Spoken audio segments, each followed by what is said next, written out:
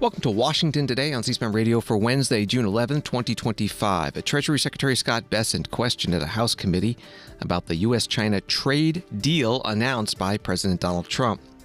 House considers a resolution to make changes to the Tax Cut and Spending Cut Budget Reconciliation Bill, also known as the One Big Beautiful Bill, but Republicans and Democrats disagree about how significant today's vote is.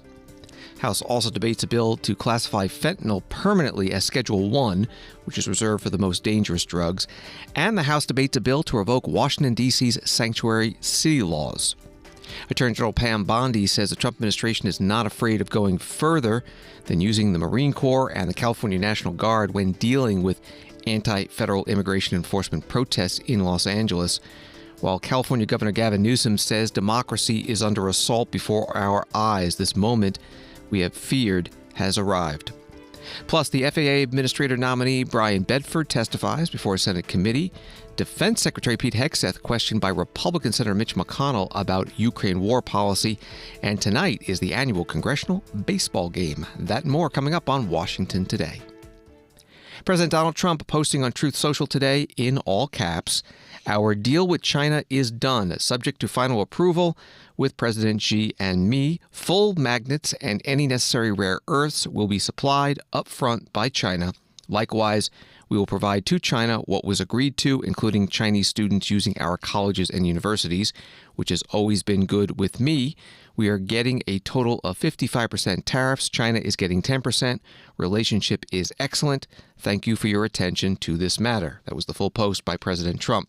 An NBC News article explains the president's announcement came the morning after top-level U.S. and Chinese officials wrapped up 2 days of negotiations in London that were meant to get a trade truce originally brokered in Geneva last month back on track. A White House official told NBC News that the 55% figure isn't new, as it reflects the 30% tariffs Trump added this year, in addition to pre-existing duties totaling 25%. Again, from NBC News.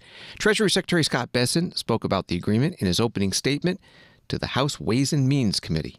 "I have just returned in the middle of last night from successful negotiations in London with a Chinese delegation that will not only stabilize the economic relationship between our two economies, but make it more balanced.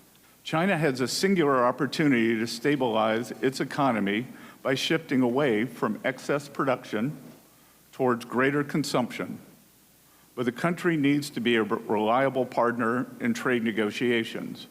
If China will course correct by upholding its end of the initial trade agreement we outlined in Geneva, and I believe after our talks in London they will, then the rebalancing of the world's two largest economies is possible.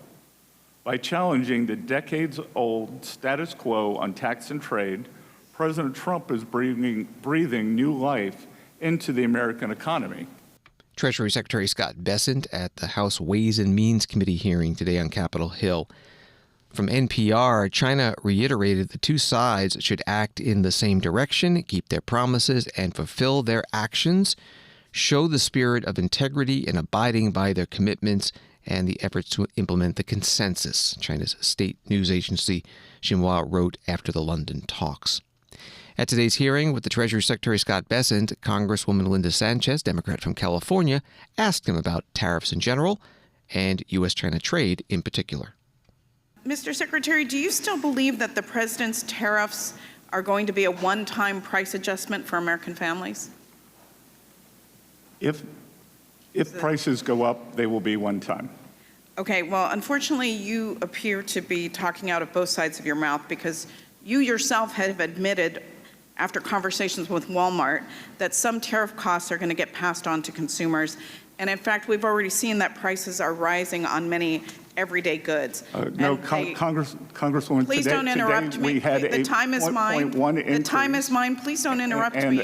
I will ask you questions and I will grant you an opportunity to answer them, but please don't interrupt me during my time. With pleasure. Okay, I know I'm a woman, but please try to limit yourself to answering my questions. No, I'm sorry, but we get talked over all the time, and I don't want that to happen at this hearing. I would remind members, the Gentlelady is recognized. Please proceed. Thank you. The time is mine. Clothing is going up 20%. Shoe prices and canned goods like chicken noodle soup and canned fruit and microwave meals have gone up 15%. Toys are getting more expensive. Walmart just raised the prices of dinosaur action figures by 38% and baby-born dolls by 43%.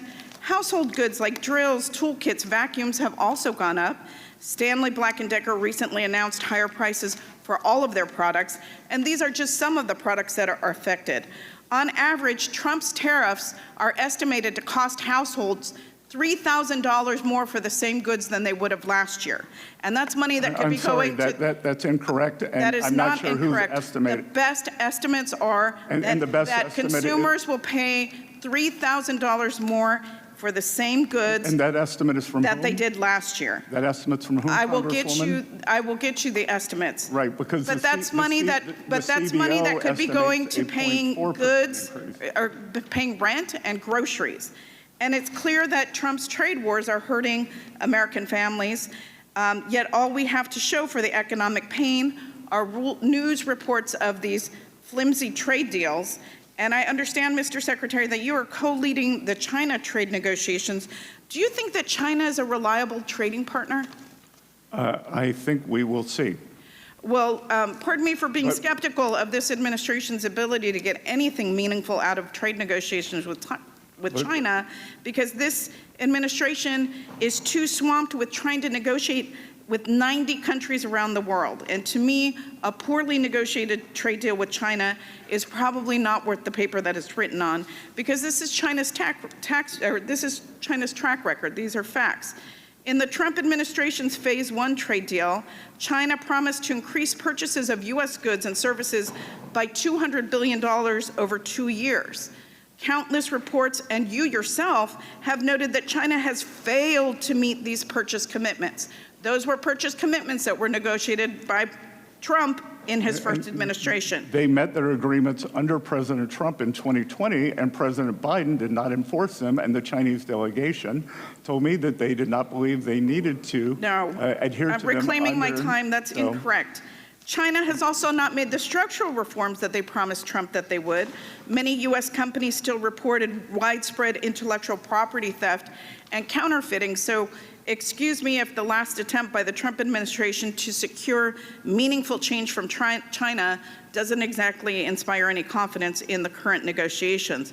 And, you know, quite frankly, negotiating trade agreements with China requires more time and effort than this administration has given so far. And that's why I was alarmed to hear this morning that Trump said that the U.S. China deal was done after just 2 days of talks in London. Mr. Secretary, the press release on this so-called deal looks more like a framework. Congress, who has the constitutional authority over trade, needs the details of this supposed deal. So I'm asking if you will provide this committee with the actual details of this deal, because there has been, unlike what was said earlier, there has been no consultation with our side of the aisle, at least, on the China negotiation. Will you commit to giving us the specifics of that deal, the details? The Congresswoman, I flew back at 4 a.m. this morning to be here this morning, and we are... It's a simple yes or no question. No, it is not a simple yes or no question. We are in the midst of constructing it, and back to your question, China has proven an unreliable partner in strategic... Will you commit to consulting with us on trade deal with China? Gentlewoman's time has expired. I would ask the witness to be allowed to answer that last question. Gentlewoman's time has expired. I now recognize... It's a yes or no question. It's very simple. Representative, I raised many of your concerns to the Chinese delegation, and it will be a longer process. The trade deal today, or last night, was for a specific goal, and it will be a much longer process. And I will note that the previous administration did nothing. But excuse me, the question was whether or not you would consult with members of Congress. Mr. Arrington's time. It's my time now. Mr. Arrington's time, 5 minutes. Testimony from the Treasury Secretary Scott Bessent. Questions from Congresswoman Linda Sanchez, Democrat from California, at today's Ways and Means Committee hearing, a hearing that ran 4.5 hours. We covered it all on C-SPAN. You can find the video at cspan.org. Besides trade, tariffs, and the budget reconciliation bill, another issue that came up today, an article from the Washington Post on June 7th that said after Scott Bessent and Elon Musk came out of the White House Oval Office in April, they had an altercation. As told by Steve Bannon, Bessent calling Musk a fraud and Musk ramming his shoulder into Bessent's ribcage, quote, like a rugby player. Here's Congressman Jimmy Gomez, Democrat from California, with the Treasury Secretary. Mr. Secretary, how are you doing? So far, so good. Okay, I was just curious because I know Elon Musk body checked you at the White House. No animosity to Elon Musk, right? You know that? That's what I heard. So you believe That's what I heard. You believe what you read on Breitbart is what you're telling us, Congressman. I didn't know if it was too sensitive for you. I won't ask that question, but let me move on. I will take South Carolina over South Africa any day. Treasury Secretary Scott Bessent and Congressman Jimmy Gomez, Democrat from California, talking about Elon Musk, the head of Tesla and SpaceX and former head of DOGE, Department of Government Efficiency, at today's Ways and Means Committee hearing. CNBC writes that stocks wavered on Wednesday after the release of softer-than-expected inflation data. And as the U.S. and China reached a preliminary trade agreement, the consumer price index rose 0.1% in May from April, less than the 0.2% estimate from economists polled by Dow Jones. Core CPI, which strips out volatile food and energy prices, also increased 0.1%, less than expected. Article from CNBC. The White House Press Secretary Caroline Leavitt highlighted this in her opening statement at her news conference today at the White House. In economic news, the latest consumer price index inflation report came in today below expectations again. Since President Trump took office, inflation has come in below economics expectations every single month. Core inflation held steady and remains at the lowest level since March of 2021. Wage growth remains strong. The average private sector worker is on track to see their real earnings increase by around $1,200 adjusted for inflation. And prices continue to fall for everyday Americans. Energy prices fell from April to May. Gasoline has fallen each month since President Trump took office, down 12% over the past year. And prices for meat, poultry, eggs, and fish are all down from April to May as well. Under President Trump's strong leadership, America is beating Joe Biden's record-high inflation crisis. White House Press Secretary Caroline Leavitt, President Donald Trump posting on Truth Social about the CPI numbers and again calling on Fed Chair Jerome Powell to lower interest rates. On Wall Street, the Dow down 1, NASDAQ down 99, S&P down 16. The Senate today voted along party lines to advance the nomination of former Missouri Republican Congressman Billy Long to be the IRS commissioner. The vote was 53-46. The House today started work on the $9.4 billion rescissions package that would terminate federal spending that was previously approved, as requested by President Trump. Programs to be cut include State Department and USAID, PEPFAR, the President's Emergency Plan for AIDS Relief, and the media outlets NPR and PBS. The House today debated and passed a resolution with the rules for debate for the rescissions bill, which will be debated and voted on Thursday. But also in that resolution was something else. About 20 changes to the tax cut spending cut one big beautiful bill that the House had passed and is pending in the Senate. Those changes are what the Senate parliamentarian ruled would violate the budget reconciliation process and should be dropped, or the bill cannot survive that process, and its greatest asset to the Republican majority is it can't be filibustered by the Democratic minority. Here's some of the debate on the Senate floor on the resolution. Congresswoman Virginia Fox is the Rules Committee chair. Democrats made the argument throughout the hearing that this process is somehow another vote on H.R. 1. That is false. The resolution today makes purely technical changes to protect the privilege of the reconciliation bill as it heads to the Senate. It is not a redo or re-litigation of any underlying policy issues in the bill. Let me repeat, there are no policy decisions included in this engrossment correction. That is what the Senate is working through, and I look forward to considering H.R. 1 when the bill returns from the other chamber. Mr. Speaker, House Republicans remain on a positive, forward-moving trajectory in delivering upon the American people's mandate from November. Just a few short weeks ago, we passed the One Big Beautiful Bill Act. This week, we're taking up a nearly $10 billion rescissions package, and soon we will be moving into the appropriations process. Discretionary waste is about to be put through the Congressional shredder. Congresswoman Virginia Foxx, Republican from North Carolina, Rules Committee chair on the House floor today. Congressman Jim McGovern, Democrat of Massachusetts, the Rules Committee ranking member, described today's vote a bit differently. Mr. Speaker, before we even get to the rescissions, let's be really honest about what's going on here. This isn't just a debate about cuts, because in this rule, Republican leadership snuck in a rewrite of their big, ugly bill. Yep, that's right. A vote on this rule is effectively a re-vote on the reconciliation package, a do-over, a desperate attempt by Republican leadership to fix the mess they made with their awful tax scam. Now, when they rushed it through in the middle of the night, they included provisions that aren't even allowed under the Senate reconciliation rules. And instead of coming clean and holding a straightforward vote on the corrections, they're trying to bury it in this rule for the DOJ rescissions package, hoping that nobody will notice. And think of it like a Trojan horse, Mr. Speaker. And let's be clear, the rescissions could be brought to the floor anytime. You heard that right. They could be brought to the floor anytime. They're privileged.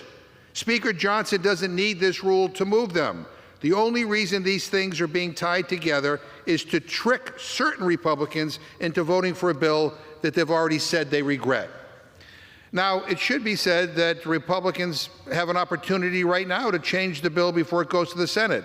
Last night in the Rules Committee, we could have voted to strip out the state AI moratorium from the reconciliation bill, or we could have dropped the controversial language on contempt that some Republican members objected to. But Republican leadership deliberately decided not to do any of that.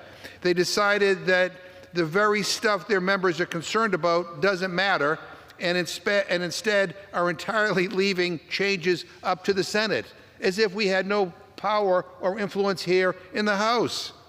And as the gentlelady from North Carolina, the chairwoman of the Rules Committee, said herself last night during the meeting, and I quote, "Any member who has any regrets about his or her vote on the first bill has the opportunity to vote no on the rule." She didn't recommend a no vote, but she pointed out the choice that members have. And I agree with her. Members have a choice here. Those who didn't like this bill have a choice to stop it right here in the House. Congressman Jim McGovern, Democrat of Massachusetts, the Rules Committee ranking member on the House floor today. The House did pass this resolution by a vote of 213 to 207. It was almost all party line, just one Republican voting no with the Democrats, Thomas Massie of Kentucky. And with this resolution passing, those 20 changes to the One Big Beautiful Bill are going to be made as it is now in the Senate. The resolution today also sets up debate on the rescissions package, $10 billion of federal spending cuts that is going to be debated and voted on Thursday. Politico has an article. It's some of the provisions the Senate parliamentarian ruled can't stay in the budget reconciliation bill. And they include cracking down on the fraud-plagued employee retention tax credit created during the pandemic. House Republicans were relying on this for $6.3 billion in savings to offset spending in the bill. $2 billion for Pentagon military intelligence programs and $500 million to develop missiles. Losing this particularly irked many House GOP lawmakers, allowing mining in a protected wilderness area in the Midwest. The contentious provision would have reversed then President Joe Biden's move to protect the Boundary Waters area and extending a policy requiring federal agencies to procure a certain amount of biofuels or bio-based products. That was from the Politico article. This is Washington Today. Protests against Trump administration's immigration policies have spread, writes the Washington Post, from Los Angeles to other U.S. cities in recent days, with hundreds of arrests Tuesday. President Donald Trump's decision to deploy Marines and National Guard troops to Los Angeles, where protests started Friday, has drawn sharp criticism from state and local Democrats. Chicago Mayor Brandon Johnson on Wednesday called Trump an authoritarian and a tyrant in the White House who has a complete disregard for our Constitution. In Texas, Governor Greg Abbott, Republican, said he would deploy the National Guard after protesters gathered in Dallas, San Antonio, and Austin to decry immigration raids. And Trump administration leaders, including the president and Attorney General Pam Bondi, continue to float the possibility that Trump will invoke the Insurrection Act, which would enable the Marines and National Guard to perform law enforcement duties in Los Angeles. That was from the Washington Post. Attorney General Bondi spoke to reporters about this today in the White House driveway. What is the threshold for invoking the Insurrection Act? And beyond California, sure, are you seeing examples in other cities where the president might have to consider? Sure. What? Well, first, in other cities, well, we've seen it in New York, but what happened in New York was very different. NYPD came in right away. NYPD came in and shut it down. We all believe in peaceful protests. You saw New York. There were peaceful protests happening in New York. Much different situation. So law enforcement, they need to have their hands untied where they can do their jobs. Right now in California, what we're doing is working. By bringing in the National Guard, by bringing in the Marines right now to back them up, to protect our federal buildings, to protect the highways, to protect the citizens. So right now in California, we're at a good point. We're not scared to go further. We're not frightened to do something else if we need to. Right now we're trying to. More guys with hammers banging up sidewalks? Is it something else? Like what's the threshold for? Well, right now we're hoping it's going to get under control. We hope the curfew will work, and we're going to continue to do everything we can to keep California safe if the government of California is not going to help them. One more question. One question. The administration has talked a lot about defending law enforcement over the last week or so that these protests are going on, but you've been criticized for having a double standard with the president pardoning all these people who attacked police officers on January 6th in his first day in office. How do you answer that criticism? Well, this is very different. These are people out there hurting people in California right now. This is ongoing, no longer. We're going to protect them. We're going to do everything we can to prosecute violent criminals in California. California is burning. These people are waving Mexican flags, yet they don't want anyone to go back to Mexico. They're burning American flags. This is the United States of America, and we're going to protect Americans. We're going to protect all citizens out there. Attorney General Pam Bondi speaking to reporters today in the White House driveway. From ABC News, 30 mayors from the L.A. area joined together at a news conference to call on the raids to end. L.A. Mayor Karen Bass again claimed that Los Angeles is part of a national experiment by the Trump administration to determine how far the federal government can go in reaching in and taking over power from states and local leaders. Bass also highlighted the estimated $134 million spent to deploy the Marines and National Guard, saying all of our cities could use that money. That was from ABC News. California Governor Gavin Newsom, Democrat, has pinned on his account on X his televised address from Tuesday night, and he writes, Governor Newsom addresses Californians in response to President Trump's assault on democracy and the president's illegal militarization of Los Angeles. Here's part of the video. This is a president who in just over 140 days has fired government watchdogs that could hold him accountable for corruption and fraud. He's declared a war on culture, on history, on science, on knowledge itself. Databases, quite literally, are vanishing. He's delegitimizing news organizations, and he's assaulting the First Amendment. And the threat of defunding them, at threat, he's dictating what universities themselves can teach. He's targeting law firms and the judicial branch that are the foundations of an orderly and civil society. He's calling for a sitting governor to be arrested for no other reason than to, in his own words, for getting elected. And we all know this Saturday, he's ordering our American heroes, the United States military, and forcing them to put on a vulgar display to celebrate his birthday, just as other failed dictators have done in the past. Look, this isn't just about protests here in Los Angeles. When Donald Trump sought blanket authority to commandeer the National Guard, he made that order apply to every state in this nation. This is about all of us. This is about you. California may be first, but it clearly will not end here. Other states are next. Democracy is next. Democracy is under assault before our eyes. This moment we have feared has arrived. California Governor Gavin Newsom, a Democrat, part of his televised address to the people of his state Tuesday night. Story from Fox News. The Department of Homeland Security on Wednesday announced that Immigration and Customs Enforcement arrested a previously deported illegal immigrant from Mexico after he allegedly threw a Molotov cocktail at law enforcement amid rioting in Los Angeles on Saturday. Emiliano Garduano Galvez is charged with attempted murder after throwing the Molotov cocktail. That was from Fox News. U.S. House in Washington today debated a bill to overturn a Washington, D.C. law banning local police from assisting with federal immigration deportation proceedings. In other words, repealing D.C.'s sanctuary city status. Congress has the legislative authority over D.C. laws under the Constitution's District Clause, Article 1, Section 8, Clause 17. Congresswoman Marjorie Taylor Greene, Republican of Georgia, spoke in favor of the bill on the House floor. Bringing in and harboring illegal aliens is not only a crime under federal law, but it is an absolute affront to the American people.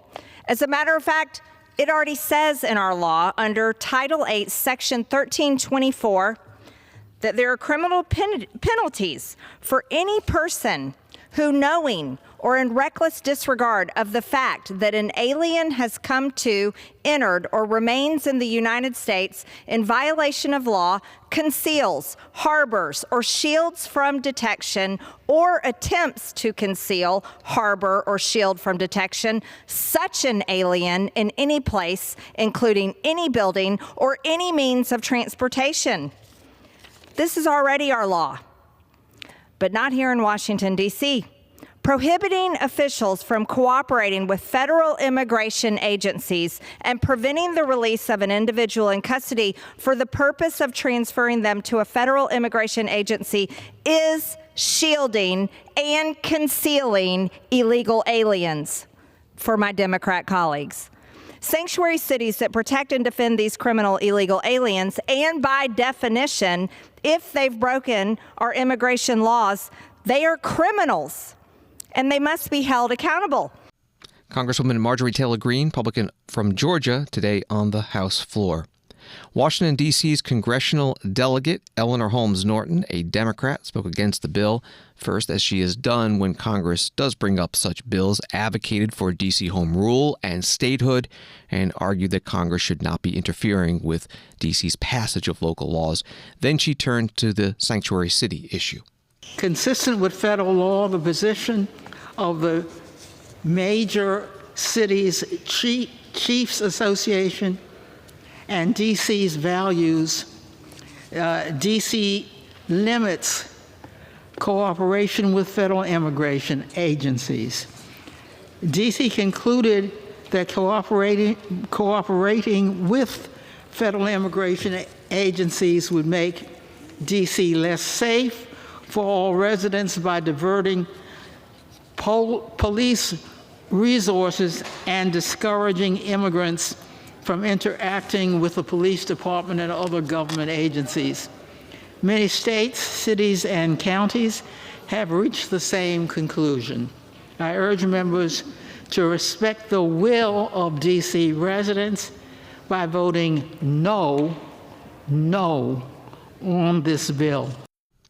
D.C.'s congressional delegate Eleanor Holmes Norton, a Democrat, today on the House floor. The House debated the bill today. We'll vote on it on Thursday. Washington Today continues in a moment.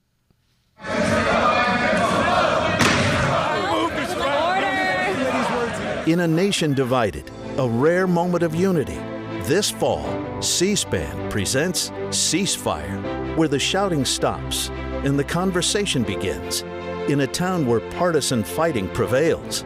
One table, two leaders, one goal, to find common ground.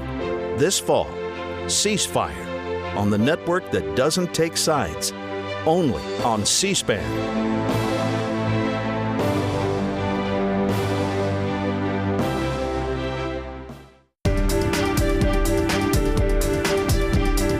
Welcome back to Washington Today, available as a podcast on the free C-SPAN Now mobile app and wherever you get your podcasts. An article from Politico, Republican senators lashed into Defense Secretary Pete Hegseth on Wednesday over the Trump administration's effort to end the Ukraine war by drawing in Russia, thrusting a glaring ideological divide within the party into public view. Senator Mitch McConnell, one of 3 Republicans to oppose Hegseth's confirmation, led the criticism at a Senate budget hearing. The former Senate Majority Leader, who now chairs the panel that controls defense funding, leveled some of the strongest warnings yet at the Pentagon chief during the hearing, which took a more adversarial tone than Tuesday's House counterpart. That was from Politico. And here's part of the Q&A between Senator McConnell and Secretary Hegseth. What has benefited the United States, I think you would agree, 38 different states have produced weapons or parts of weapons out of the money that the Ukraine supplemental package passed last year. 2 new members of NATO now increased spending by virtually all of our NATO allies, which President Trump deserves part of the credit for encouraging that. Vladimir Putin probably guaranteed it would happen. Everybody seems to be moving in the right direction. And then they look at us and wonder whether we're in the midst of brokering what appears to be allowing the Russians to define victory. I think victory is defined by the people that have to live there, the Ukrainians. And I don't think they're going to ever conclude that victory means basically adopting the Russian views on all this. So what do you make of what the Russians are up to? They don't seem to me to be too interested in talking. We want to talk.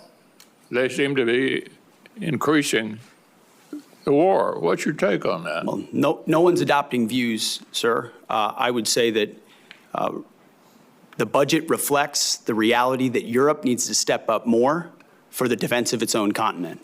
And President Trump deserves the credit for that. In his first term, in this term, we're about to go to The Hague, where we hope most European NATO countries are going to commit to a 3.5, 1.5 total of 5% defense spending, which was inconceivable before President Trump.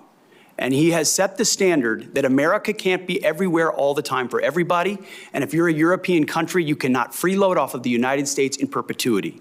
You are our allies and our friends, and we will stand with you, but you need to stand up in times of peace and in times of war. And this budget reflects that it's long overdue Europe does more, and that we be strategic about the outcome there, even if it's not preferable for all parties, so that our focus can turn, as was mentioned by everybody thus far, to the Indo-Pacific and our pacing threat, while Europe ensures peace on that continent. And so the budget is meant to reflect that reality. It includes hard choices. But that's been one of the things we're trying to do in this Defense Department, is make some of those hard choices alongside President Trump. Yeah, the only thing I would say to conclude this before turning over to Senator Coons, relitigating the past, it seems to me, is not helpful. I didn't defend any of the submissions, budget submissions that the previous administration made. I had a lot of the same complaints about how they were handling this. I want to avoid that for the future. And it seems to me pretty obvious that America's reputation is on the line. Will we defend democratic allies against authoritarian aggressors? That's the international concern that I have about this. And I think a number of my members share that view. Senator Mitch McConnell, Republican from Kentucky, chair of the Defense Appropriations Subcommittee, questioning the witness, Defense Secretary Pete Hegseth. Story from The Hill. Joint Chiefs of Staff Chair General Dan Raisin Kane told senators Wednesday that he did not believe Russian President Vladimir Putin would stop at Ukraine if he succeeds in overtaking the country, a marked contrast to President Trump's typical ambiguity on the question. That article from The Hill. Part of the current tariffs on China imposed by President Trump is 20% for fentanyl trafficking. Today, the House debated a bill that would permanently place all versions of fentanyl on the U.S. Drug Enforcement Administration's list of most dangerous drugs, known as Schedule 1. House passed a version of this bill earlier this year. The Senate recently passed a modified version. Now the House took up the Senate bill, meaning if it passes, it would go to President Trump to be signed into law. Here's some of the debate on the House floor. Congressman Buddy Carter is a Republican from Georgia. Mr. Speaker, I rise today in strong support of the Halt Fentanyl Act, which permanently extends President Trump's 2018 Schedule 1 classification of fentanyl-related substances. Mr. Speaker, the United States is facing a poisoning epidemic, and it is caused by illicit fentanyl and its related substances that are pouring over our borders and into our communities. In 2023, under the Biden-Harris administration, more than 107,000 people died of drug overdoses, roughly 75,000 of whom died from synthetic opioids, largely illicit fentanyl or fentanyl-related substances. Included in that number is a family from Georgia who lost their two sons, 22-year-old Gannon and 19-year-old Max, to fentanyl poisoning. We cannot allow this lawlessness and tragedy to continue to tear our communities apart. That is why we must stop deadly fentanyl from flooding across our borders and crack down on traffickers. President Trump has already made progress by securing our borders, and Congress must support him in this critical effort. That's why we must pass the Halt Fentanyl Act that is before us today. Mr. Speaker, let's pass this bill, secure our borders, stem the tide of the growing fentanyl crisis, and save lives. Again, Mr. Speaker, this is fentanyl poisoning. We're not talking about addiction here. We're talking about one pill that poisons, that kills people. And that's what we're trying to prevent here. Congressman Buddy Carter, Republican from Georgia, today on the House floor. Opposing this bill, Congressman Frank Pallone, Democrat from New Jersey. Over the last couple of years, we've made significant progress in addressing the opioid overdose crisis. Last year, the Centers for Disease Control and Prevention announced a 24% decline in drug overdose deaths for the 12 months ending in September of 2024 compared to the previous year. This is encouraging news, but I am deeply concerned that the Trump administration's attacks on public health, coupled with the Republican attacks on Americans' health care, will seriously threaten the improvements we've made. The bill before us today permanently schedules fentanyl-related substances on Schedule 1 of the Controlled Substances Act. This is based on a class definition disputed by scientists. And I oppose this bill because it's a permanent extension instead of a temporary one that we agreed on for 2 years in the end of the year appropriations package. Now, that bipartisan package was pushed aside by Speaker Johnson after Elon Musk voiced his opposition to the overall package. The temporary option would have left the door open for an off-ramp to substances found to have potential medical applications. But this Republican bill would also exacerbate inequities in our criminal justice system because drugs placed on Schedule 1 include mandatory minimum sentencing, and S331 also does not provide additional resources for prevention, treatment, recovery, or harm reduction. So the bill is essentially recycling an incarceration first response to what I consider mainly a public health challenge. And that's because Republicans don't want to talk about this as a public health challenge. Instead, President Trump and House Republicans want to focus on piecemeal policies in the hopes it will distract from their efforts to gut Medicaid and drug treatment programs. Congressman Frank Pallone of New Jersey, ranking Democrat on the Energy and Commerce Committee, today on the House floor. The House debated this bill today. A vote on final passage will happen on Thursday. The Independent has a story. Fatal drug overdoses among young Americans have declined significantly for the first time in a decade, according to newly released federal data. A rare moment in the ongoing fentanyl crisis. The number of drug-related deaths among young people under 35 dropped from more than 31,000 in 2021 to approximately 16,690 in 2024, a decrease of nearly 47%. The Centers for Disease Control and Prevention recently reported. Article from The Independent. From Associated Press, President Donald Trump's pick to lead the Federal Aviation Administration pledged to prioritize safety and upgrade the nation's outdated air traffic control system. During a Wednesday hearing with the Senate Committee on Commerce, Science, and Transportation, Brian Bedford faced tough questions in the confirmation hearing, which follows January's deadly mid-air collision in Washington, D.C., and a string of other crashes and near misses since then. Much of the industry, including the major airlines and their trade groups, supports Bedford nomination, but pilots unions and Democrats have raised concerns that he might weaken pilot training standards. That was from AP. Here is Senator Ted Cruz, Republican of Texas, chair of the committee, questioning the nominee about air traffic control. In May, Secretary Duffy announced his plan to modernize the air traffic system. This committee will provide the FAA with over $12 billion for the most urgently needed improvements, such as replacing the outdated telecommunications infrastructure that broke down and has caused persistent issues at Newark International Airport. What specific accountability mechanisms would you implement to ensure that the FAA is successful in this modernization effort? And additionally, how would you track and verify that real progress is being made? Well, thank you for the question, Chairman Cruz. I think in all of our office visits, and we talked about this, the accountability is going to be top of mind. And if confirmed, I will be the chief accountability officer here. On the one hand, I could tell you we have an opportunity to bring commercial practices into the FAA in terms of how we run a competition using American manufacturers to take technology that exists today, not moonshot technology, but things that we're installing in Dubai today, making Dubai the world-class aviation system. That technology needs to be deployed here, and it needs to be deployed now. So I hope we can work on a bipartisan way. We'll develop the plan, the strategy to execute it. We'll develop the project management plan with clear lines of sight on the deliverables and the commitments that we will contractually demand of our commercial partners in installing the NAS. I will say this, just as an area of concern that I've had through my diligence in this process, our procurement process needs to change. We need to think more commercially. The men and women at the FAA are telling me that if we run the normal commercial process, we're going to be 3 years before we see anything showing up in the airspace. And I think in deference to the families that are with us today, we owe it to them to move quicker. Brian Bedford, nominated to be FAA Administrator. He has been CEO of a regional airline, Republic Airways, since 1999 and has more than 3 decades of experience in the industry. Questioned by Senator Ted Cruz, Republican from Texas, chair of the Commerce Committee. Again, from the Associated Press article about today's hearing, pilots unions and Democrats have raised concerns that Bedford may support weakening the 1,500-hour experience standard for airline pilots that was adopted after a 2009 crash, or even might consider allowing some airlines to operate with only one pilot.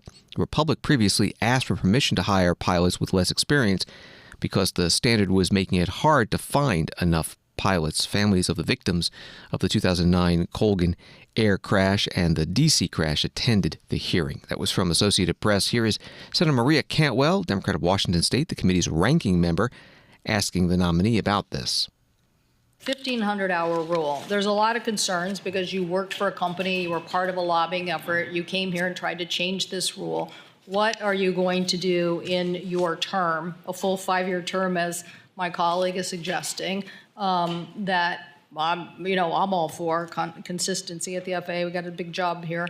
What are you saying that you will do to recuse yourself from a 1,500-hour rule that you, as administrator, could initiate? So during your term, will you initiate such rule? Thank you for the question, Senator Cantwell. I'm sure I'm going to get that question multiple times today, and I'm looking forward to actually clarifying the record on that.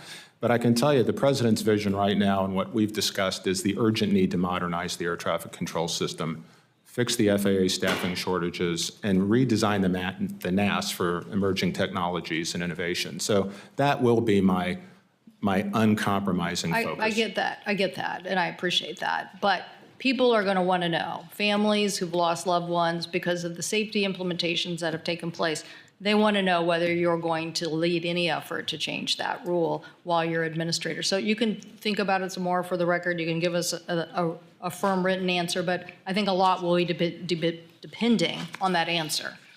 I appreciate that. Because people, you helped fund and lobbied for a change for it. Senator Maria Cantwell, Democrat of Washington State, ranking member on the Commerce, Science, and Transportation Committee, questioning Brian Bedford, nominated to be the administrator of the Federal Aviation Administration, the FAA, at today's hearing. FAA administrators are appointed for 5-year terms. The last one to serve the full 5 years was Michael Huerta, who left in 2018 and 4 of the 6 administrators since then have been acting administrators. Story from CNN, Mikey Sherrill, a 4-term Democratic Congresswoman, and former Republican State Representative Jack Ciattarelli have won their party's nominations for New Jersey governor. Tuesday's results set the stage for one of the year's 2 potentially competitive gubernatorial races, along with Virginia, that will serve as a key barometer of President Donald Trump's job performance and a gauge of the energy in both parties ahead of next year's midterm elections. Already, the president has been a central figure in both candidates' campaigns. Sherrill, a former Navy helicopter pilot, bested 5 other candidates who all ran as fighters who would push back on the chaos of Washington. Ciattarelli, who narrowly lost the 2021 bid for governor, won the nomination again with the help of Trump's endorsement. Turnout in both races broke records for New Jersey's gubernatorial primaries. That was from CNN. Mikey Sherrill held her victory party Tuesday night in Morristown, New Jersey. A state like this is not going to be led by a Trump lackey like Jack Ciattarelli.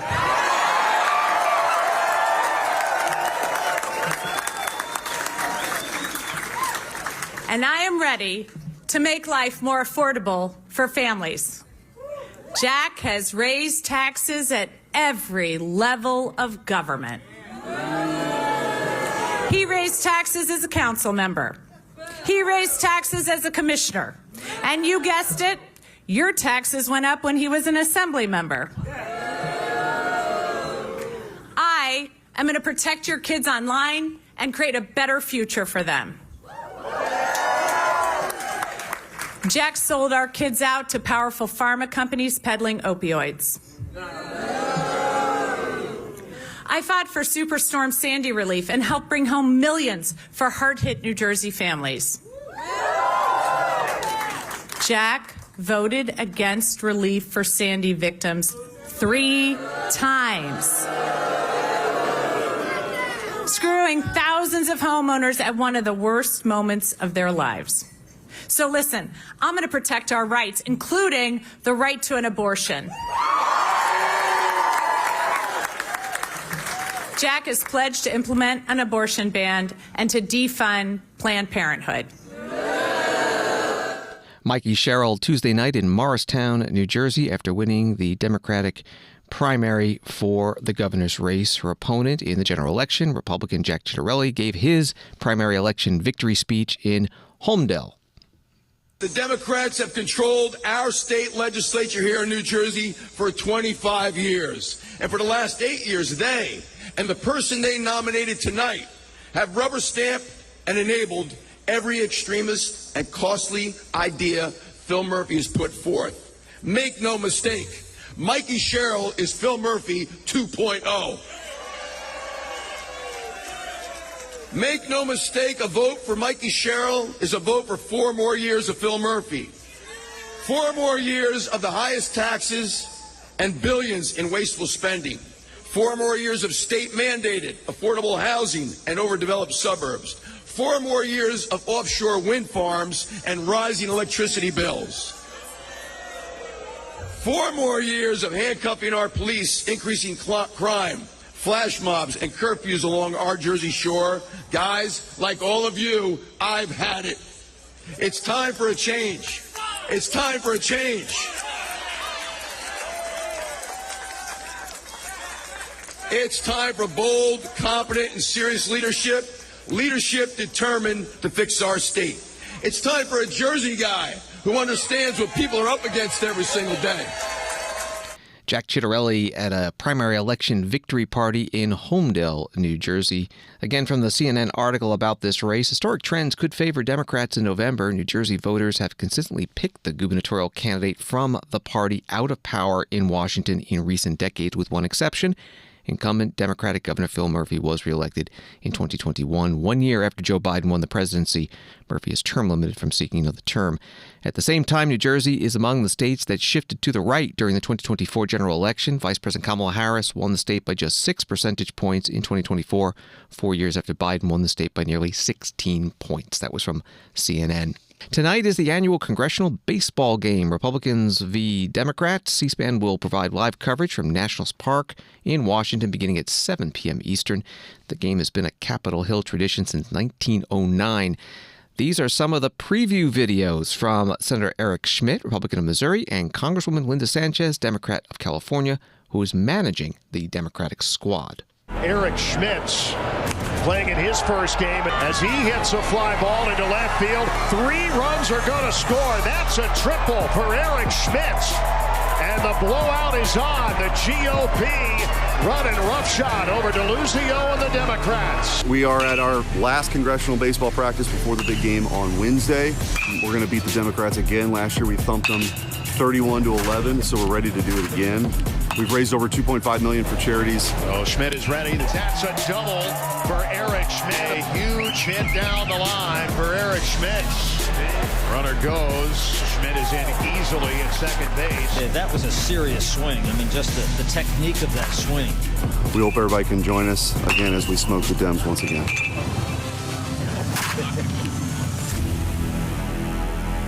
I'm Congresswoman Linda Sanchez, and I represent the 38th Congressional District of California. So when I was a freshman member of Congress many years ago, I heard that there was a baseball team and a baseball game. And having played competitive softball growing up and enough baseball with my brothers to know what I was doing, I came out for the team. Played for about 20 years, and I've been coaching for the last 3. Fundamentally, what I love about this game is that it's an opportunity for members to get to know their colleagues outside of work, have a little fun, build a little team spirit, and obviously the end result is that we raise a lot of money for some very worthwhile charities. Game day is always kind of a blur. If I had to pick one thing, it would be mental preparation and getting pumped up for the game, listening to music, and getting ready to just go out there and play hard. Congresswoman Linda Sanchez, Democrat, and before that, Senator Eric Schmitt, a Republican. When the House met today, the chaplain, retired Rear Admiral Margaret Kibben, gave a congressional baseball game-themed opening prayer. God and Father of us all, in just a few short hours, after weeks of practice and hours of coaching, sides will be drawn, each boasting in their finesse and their prowess, ready to address their worthy opponents on the battlefield of the congressional baseball game. And when the first pitch is thrown and the batter swings, we pray you protect each player, safeguarding them from their own enthusiasm, that each will finish the game without injury or ignominy, and will walk away with a deepened respect for the courage and conviction that each player has brought to the game. So too in this arena, where the teams are formed up, the positions taken, and the hours of preparation and debate have led these legislators to a far more crucial competition. We pray you watch over their efforts and your protection over each one as they strive to serve their constituents and preserve our Constitution. And like players who unite their efforts to benefit the future of D.C.'s youth, may each here play their positions with integrity and to the best of the abilities with which you have graced them. May they work together to find common ground in their pursuit of the common good for the people of this country. We offer our prayers and ourselves to the glory of your grace plan. Amen. House Chaplain Margaret Kibben opening today's session. Fox News reporter Chad Pergram writing on X. House Speaker Mike Johnson about concerns that Republican players could be injured in the congressional baseball game. We tell them all to be careful. We have a small margin in the House, a 3-vote margin. I don't want anybody in the hospital. We don't need that. Take it easy. Have a good time. And Chad Pergram adding this. Late Speaker Sam Rayburn, Democrat from Texas, canceled the game in the late 1950s because there were too many injuries. C-SPAN's live coverage of the annual congressional baseball game begins tonight, 7 p.m. Eastern from Nationals Park in Washington. And thanks for listening to Washington Today. Sign up for C-SPAN's evening newsletter word for word and get the stories making headlines in Washington emailed to you every day. Subscribe at cspan.org/connect. Have a good night.